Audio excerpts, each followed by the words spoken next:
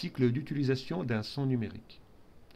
Juste pour revenir sur le son numérique et le son analogique, on peut dire que le son numérique, il est au son analogique ce que l'image numérique est à la photographie argentique. C'est une traduction de l'infinité de variations que permet la forme analogique sous la forme d'une série de valeurs numériques qui sont limitées en possibilités, mais qui, pour l'œil ou l'oreille humaine, est tout à fait satisfaisant. Alors, quels sont les cycles d'utilisation d'un son numérique?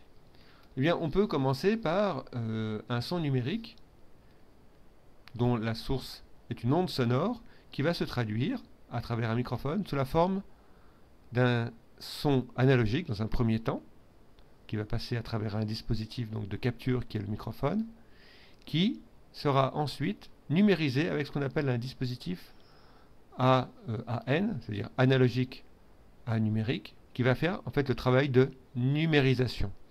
Et ce travail de numérisation, on va pouvoir décider de la quantité de bits que l'on va donner et finalement aussi à quelle fréquence on va prendre des échantillons dans ce signal analogique.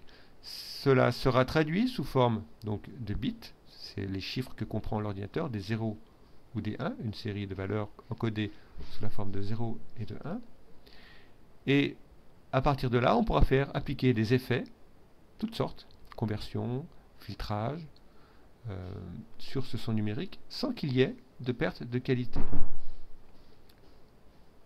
C'est ce qu'on a vu précédemment. Ce son pourra ensuite être stocké, soit sous la forme d'un compact disque, donc dans un format bien particulier, directement gravé sur le compact disque, ou bien sous la forme de fichiers, cette fois-ci, sur un disque dur, sur une clé USB, ou sur un lecteur de musique. Ce son numérique, pour qu'il puisse être écouté par l'oreille humaine, eh bien, il faut le retransmettre dans le milieu ambiant. Donc ça va passer par un autre processus inverse, numérique à analogique, qui va traduire ce son numérique à nouveau en un signal analogique électrique qui lui-même va pouvoir faire vibrer, par exemple, la membrane d'un haut-parleur et qui va émettre une onde sonore que notre oreille pourra donc écouter. Voilà, c'est le cycle d'utilisation du son numérique. Tant qu'on reste dans le domaine numérique, dans l'ordinateur en quelque sorte, il n'y a pas de perte de qualité.